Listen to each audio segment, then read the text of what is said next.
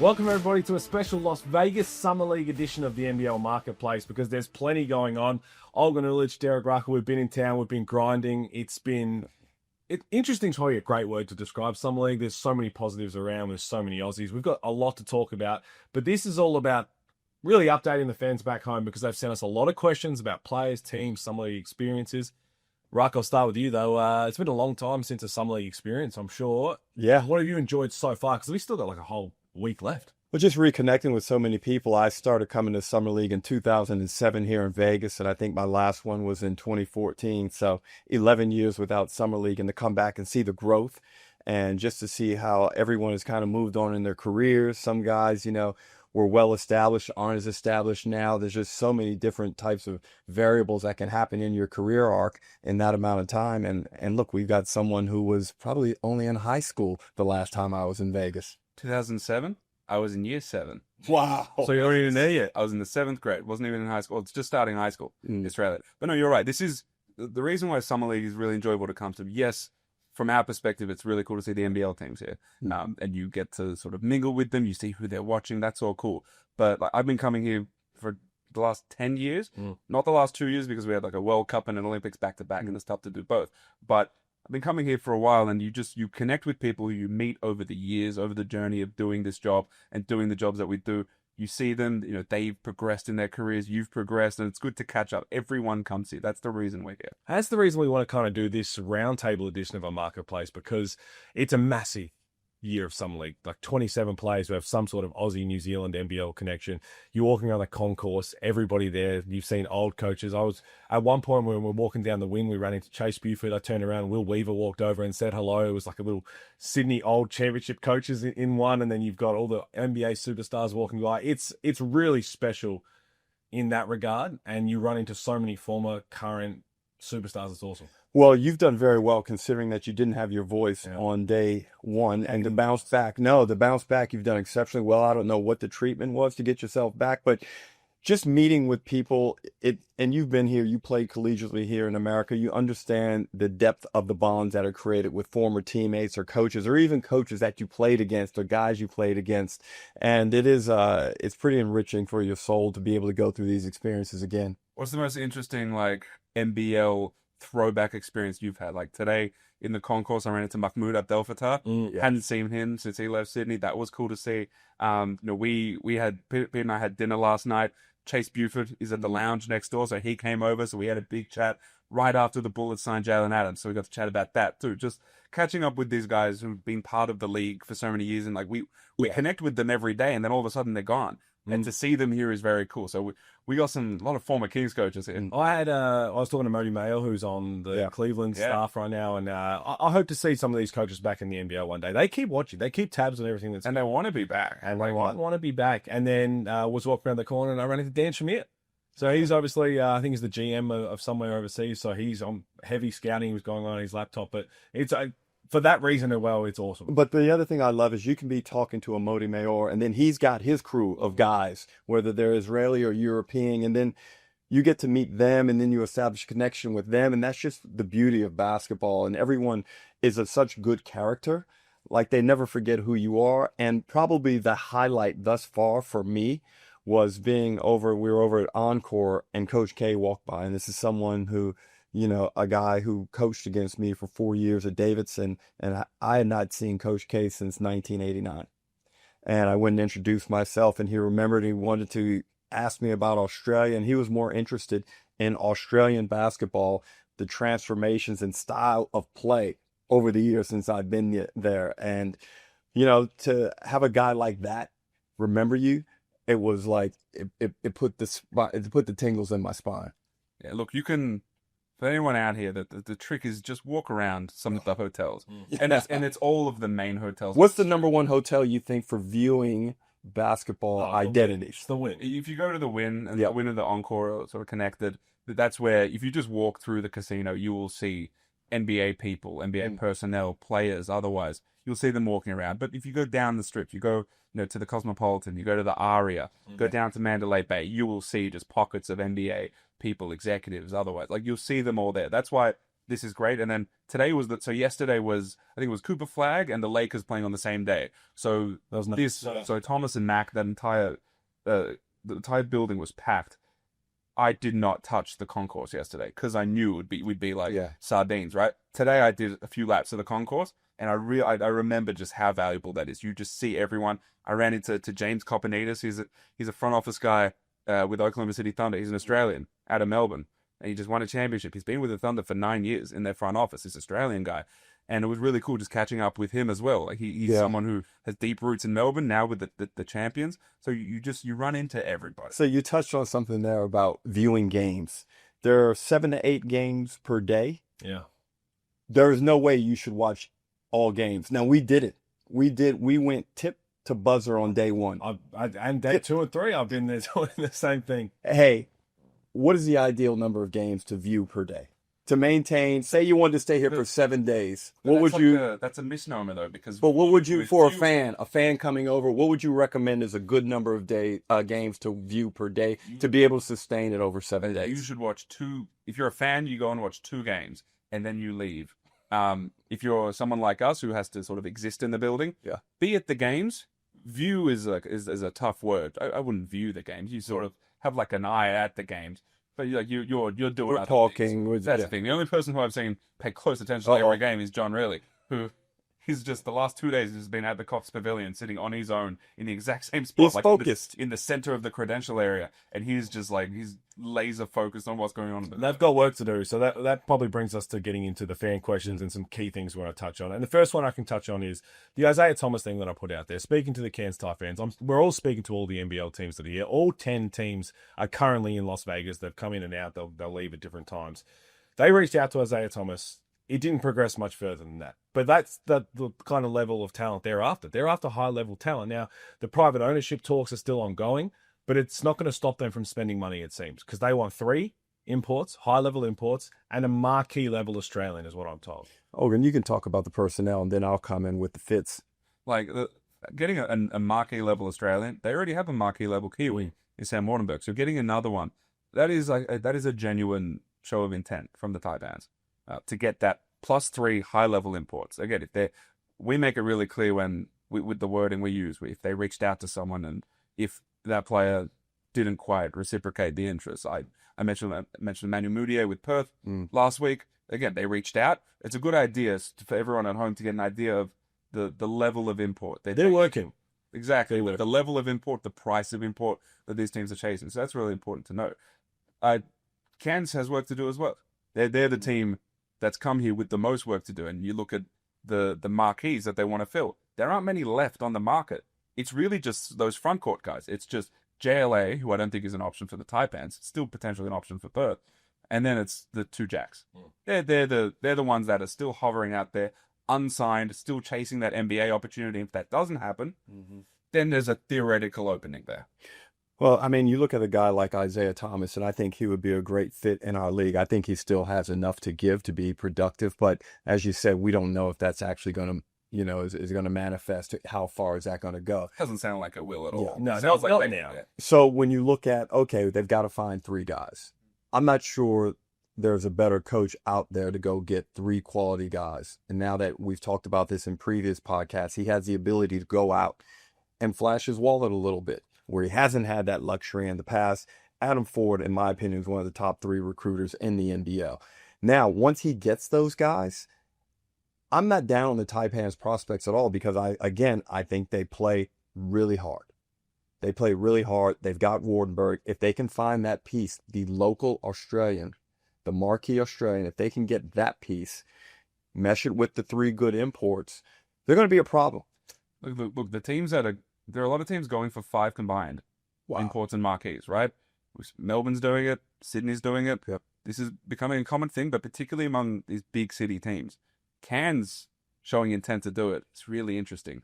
We've never seen that from Cairns. Usually, their high-level locals are the ones that they have bred up until that point, right? They get as young players, Bull Kuol, Keanu Pinder, Sam Wardenberg. Usually it's those guys who haven't had that first, jump in at paycheck yet. So for them to commit, or at least show intent that they're going to do that, That's different from the Taipans. It is. And I mentioned that because we start getting some names thrown around, and it sucks to shut them down early, but like Charles Bassey is not going to be in the NBA. Well, not after today's performance. He has been unbelievable across the first 2 games for the Celtic. He would be a formidable force.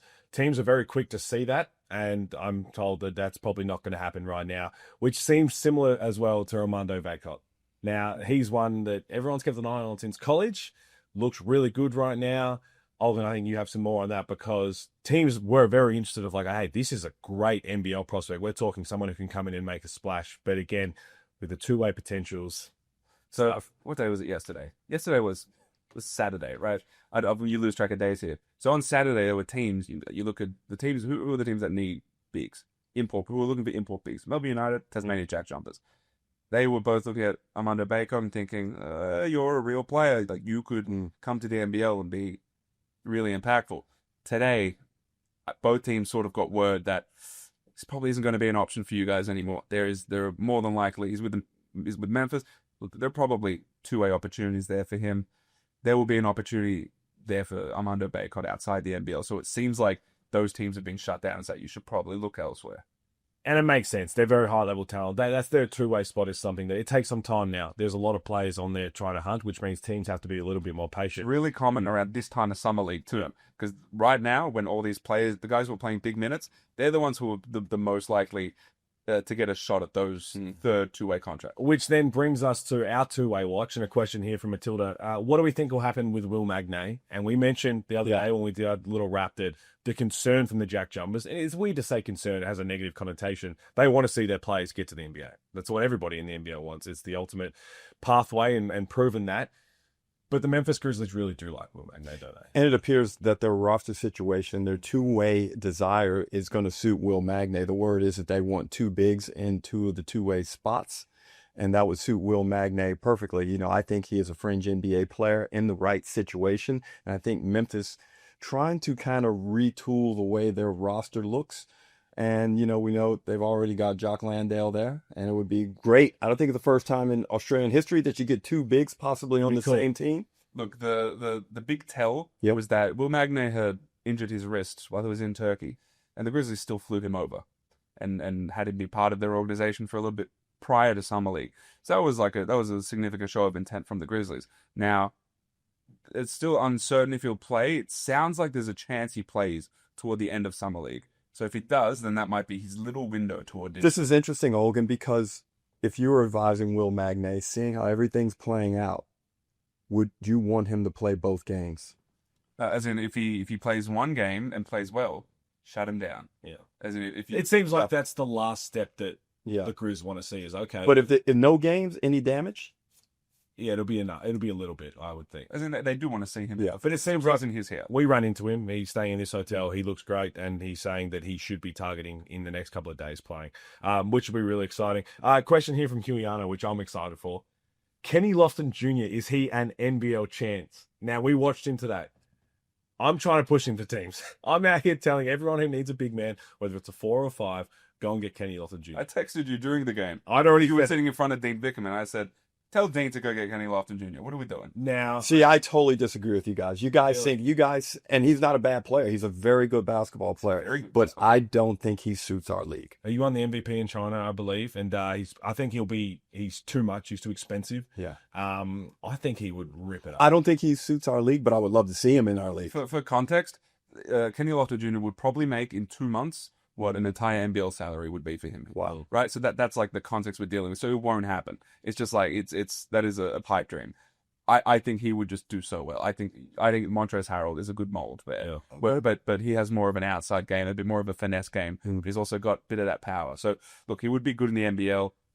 As much as we sort of joke and we say, like, please sign him. And obviously the draw card for him is that he's got such an interesting body. Right, he's a bigger guy. It is super interesting what he's able to do with that frame.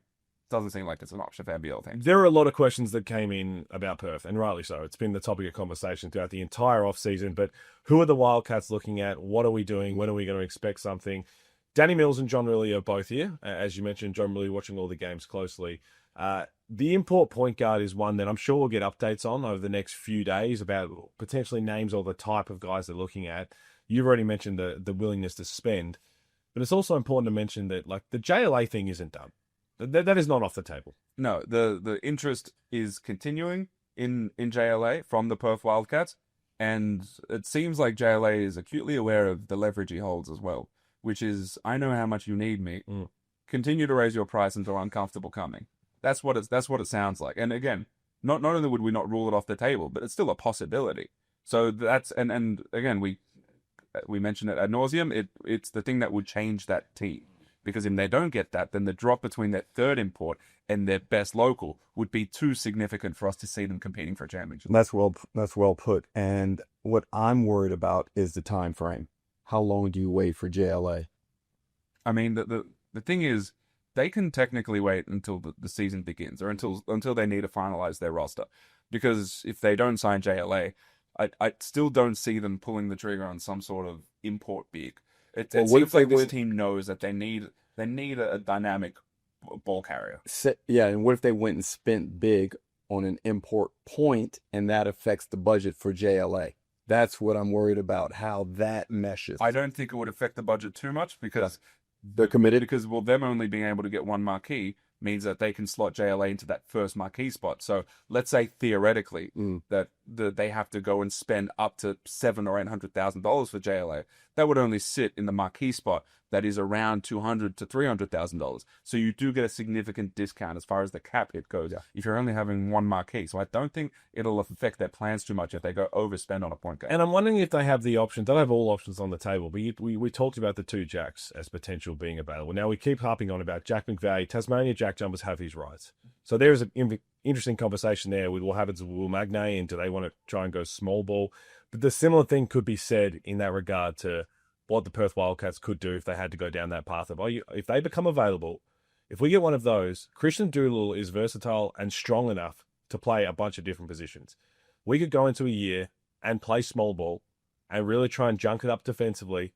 And you look at some of the other key bigs around right now and you think, okay, there might be one or two matchups that they might be undersized there.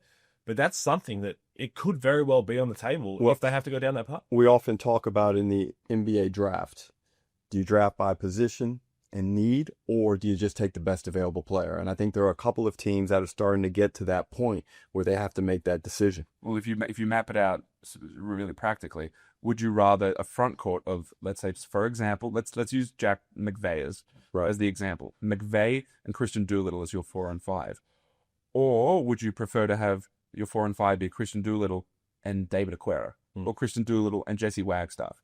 From a pure talent perspective, the first option is obviously better. Yep. And you could argue that no matter even if you are married to the idea of wanting a traditional 5 or someone much bigger there, I still think the preferable option would be the first one. So you might the Wildcats may have no choice but to go after a marquee who's sort of out of position than what they're looking for as far as that big spot, but it might be preferable for them. Now with the JackJumpers, they're in an interesting position because they are sweating on Will Magnay.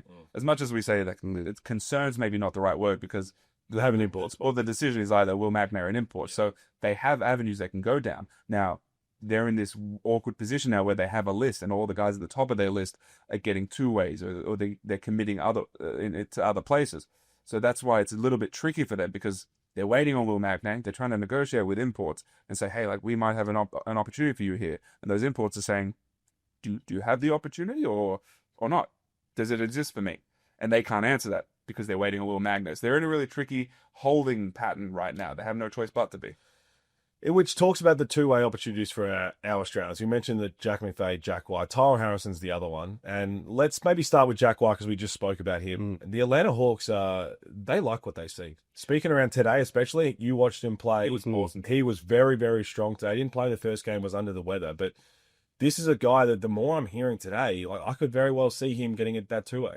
And I thought he looked very comfortable today, and he was good defensively. He knocked down a couple of threes. He made his free throws early, which I think did a lot for his confidence in him. He's been making them since he left the NBL. Let's just put that playoff series in a different box. That was just a moment in time that we probably won't see again from Jack White. Nothing in the water in Perth. The same. Right. But I thought defensively he was really good. I thought he did a good job in getting the DHOs. He just looked really strong. He looks like he's put on a little bit of size without adding too much weight. And, you know, the disappointment of losing a championship series and then going and winning a championship, it may have been the best remedy for what he experienced. Well, it's really funny. He goes from the Melbourne United Championship Series, joins Bayern Munich, Yeah. goes through toward the back end of their BBL season, wins the Bundesliga Championship, and goes straight into Summer League. And so he's sort of in this mindset of possessions are really important because he's coming off 2 really intense playoff series. So the thing that stood out to me was like the rebounding, the defensive rebounding. He played bigger than he was, which I think is Positioning, really his important. body positioning. I saw him get out on some guards who I thought would have the advantage on it, and Jack took. I thought he should have gotten a couple of charges in that game. Yeah, the defensive transition stuff from him hitting a spot up 3 and then pulling down rebounds like he's a big man. And he missed the 3. Ball comes back to him, lines it up, knocks it down. He sort of fumbled it, hit the 3. So he's showing what he needs to, and this is a legitimate audition for this 2-way spot in Atlanta. And it seems like he is putting himself in a really positive situation for it. And that's what I heard today as well. The Atlanta Hawks are very high. So the next couple of games will be crucial for him. Tyrell Harrison. Now, I know Jalen Adams, the Brisbane Bullets, they made a big splash. They've got one more import spot up their sleeve. The Tyrell Harrison situation is getting increasingly louder. Let's say that. So let's contextualize it really quickly with the Bullets are looking for an import too, someone to play next to Jalen Adams, right? That's what they're looking for to fill their 3rd import spot. They've already got Casey Prather as the other one. Now, Tyrell Harrison is here with the Denver Nuggets. First 2 games, looks pretty solid. We know that he came into this Summer League with a real shot at that spot, at one of those 2-way spots in Denver. Asking around the gym, speaking to some NBA people out here, it does feel like this is Tyrell Harrison's spot to lose. It does seem like the more he plays, if he continues to play at this level, it seems more likely than not that he's going to end up with this 2-way spot. That's the sense around the arena right now. And the people who know this game, who can evaluate talent and the way guys play, the thing that they like is that offensive glass pressure. Tyrell's a very good offensive rebounder. He's got excellent size. And I've watched him so closely for the past 6-7 seasons. These first 2 games, I think he can play a lot better. I think he's been decent, but I think there is a lot more left in Tyrell. And if he shows it that next bump up in his performance in Game 3, I think it's a lock for a 2-way peak. Yeah, it's going to be a fascinating watch over the next few days. We won't talk about the Jalen Adams signing here because we got so many questions to get through. Joe says, Darius Baisley to the Breakers. How real is that? Now, should be quick because the Breakers are here. Dylan Boucher, Mark Mitchell, they are just as shocked as everybody else with seeing this. There's been no communication between the New Zealand Breakers and Darius Baisley. Which, again, he's an NBA talent. We've said that in the past. But he'd be really good. He's been really good. I know. To the point where I was speaking to some people around the Lakers, and they were like, we might shut him down. I was like, Summer League, it's Darius Baisley. What are you talking about? But there has been no connection with any NBL team. What do we expect from Vrens in the NBL 26? Could he be an MVP dark horse? Now, I'll tell you what, he is talented. He is very talented. He's someone he's big enough to be at the 4 or the 5, but he will most likely play on the wing under Josh King. Talking to Josh King, he has got the handle. He's got great eyes all over the floor. He is very, very unique, and it's not something we've really seen. I was trying to think of the closest player we've seen to Renz Bleinberg offensively. Is it Xavier Cooks? But just from someone who can play 1 through 5. Because I think that's what he is. I don't think there's anyone else in the NBL who can do that. Christian Doolittle can maybe play 1 through 5 in stretches, but he's such an interesting talent because he's 6'10", but he handles the ball a lot. When you look at his highlights, he comes off on balls, he creates. That's really interesting. He's going to be fun. He'll be really fun. He's really skilled. The passing is something I think we'll see a lot of. Does he have like the toughness to compete with bigs in the NBL? I think that's something that is a question coming in. But there's a reason why in the 2021 draft, he was among the more talented international prospects. Like he was regarded as a very legitimate prospect coming out of the international space.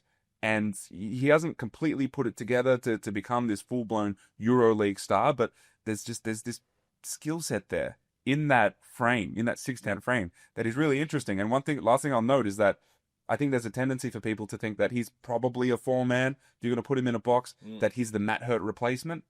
I wouldn't necessarily draw that connection. But I thought he was more of the Wieskamp. there is a good chance he's the Wieskamp replacement, and that Josh King is just getting a little bit funky with these lineups. And well, they may have some really good size. Jordy Hunter. Yep. They're looking for a 4-5 import as well out here. So that probably says that you're going to see a lot of him on the wing. And how much of these teams do you think, Olgun, influenced by what they saw happen in the championship series where Illawarra just destroyed Melbourne United in the paint? Well, I think a lot of teams are realizing, and so we saw it last season too, where how important ball carrying was. Yeah. And so you've seen Melbourne United double up on that, bring it like keeping Shea Illy, but Tyson Wolf, Milton Doyle, these guys who can carry the ball, create their own shot. Someone like Brent Bleinberg can come in, can create his own shot, create for others. I think that's what a lot of teams are seeing. The Sydney Kings, they got 2 point guards at their 1 and 2. So the extra ball carriers are really, really important. And it's not just in the NBL playoff series that we're seeing, the NBA championships, Correct. the NBA finals that we saw. And well done to you, because out of 4 or 5 times to pronounce, you nailed it Right. seamlessly on the first one, and then you've stumbled on. It's going to be a tough name for some people. Friends Bleinberg. There we go. Friends Bleinberg. 2 in a row. Well done. We can be quick on this one because Rain Smith, he's had 2 DPs while he's been here. All I'll say on that is just keep an eye on that. There's a couple of local spots around in the NBL. Just keep an eye on Rain Smith. I don't know whether it'll eventuate, but there's enough whispers around there to see what happens. Europe was always the smoke. Yeah. But the NBL is not. Out of It has not been ruled out completely. Well, as you said, with the ball carriers need shooters. Yeah, the shooting is very real, and it's not just because they're both lefties, but the deep shooting is also important. The ability to create a 4-point line, create even more space for a ball carrier, that's really important. A few questions here about Melbourne United Centre. They've been in town for a day and a half now. That'll transpire over the next few days. There's nothing there to update, unfortunately. A lot of questions about the Illawarra Hawks and Matt Hurt here, Olgun. Do you have any more from this week? I think the Illawarra Hawks got into town yesterday or today. So they're on the hunt, we know, for an elite point guard to replace Trey Kell, and then the Matt Hurt conversation to see what happens there. Like, from what I'm told, their confidence hasn't waned as far as what they think will be the outcome with Matt Hurt. Those conversations remain ongoing, and I'm just waiting. That's a tough one. I mean, Matt Hurt would really fill some voids that have been created just because of success. And this is what happens when you don't have guys under contract or they're imports. They have the ability to go elsewhere. The young Jung Lee is a big loss, and they've got to cover those gaps. And I'll say this, the offer that I believe is on the table from the Illawarra Hawks, or like the rough number, Matt Hurt was offered a contract in Turkey recently, from what I was told, that is about 150% of that offer, and he didn't take it. Let's tell him. Now, there's a sense that Matt Hurt does want to be in the NBL, and he'd like for a reason to stay. The more we talk about it, we could talk for hours about this, and this has been fun, but I want to leave it on because we have just over half of Summer League left to go, and we'll have a lot more to update, so I hope you have enjoyed this. But what's been your favorite meal or experience-wise right now? Because people ask me a lot about the coffee. There is some couple of nice coffee shops, and you can get well priced. Normally here in the hotel, you're dealing with the Starbucks, which is about $9 a day, which is about $14.50 for Starbucks. I had some good nachos the other day, though. I was really impressed. And it was a big plate. Yeah. It was a big plate. I only, because I'm at the gym from 9 till essentially 9:30, 10 days. We were there for over 12 hours that I had breakfast and then I don't eat because other than a blizzard, I've had plenty of blizzards. Don't worry about that. What about you? I had a terrific open turkey sandwich the other day with cranberry sauce with Kane Pittman, Olgun's colleague, gravy, big thick bread, all the stuff that I absolutely do not eat back home in Australia. But it was divine. In fact, I'm getting it tonight. And then you went from there the following night to not have that and run and post shirtless. Olgun? I'll plead the fifth with a question because I haven't had a terrific meal yet. What? Coffee. So every morning I drive out toward the Arts District, and you either go to Vesta Coffee Roasters, you go to Makers and Finders, you go to Bungalow Coffee. They're roasting their own coffee. They're just reasonable coffees out there. So I go out there. I'm still doing my best to try to scheme a reservation at Carbone. Might get to Momofuku soon, so I'm trying to get to some real places before I give you like a real this meal was terrific. My fish tacos yesterday were not the standout of my The trip. best part about the coffee thing is there are Aussies in the NBA who will point us in the direction of a lot of those places.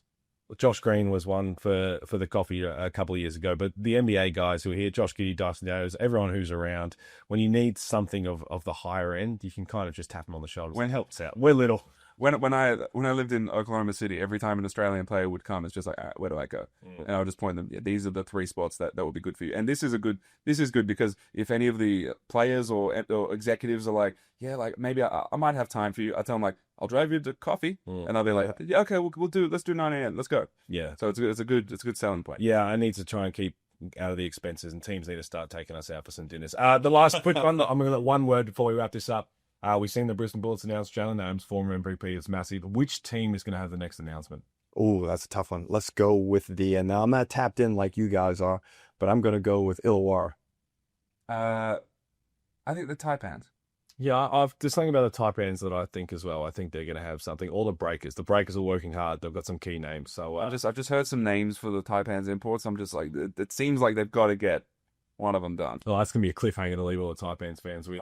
Guys, thank you. I know we've got a lot of days left here, but I hope you've enjoyed this. This has been Marketplace Roundtable from Las Vegas NBA Summer League.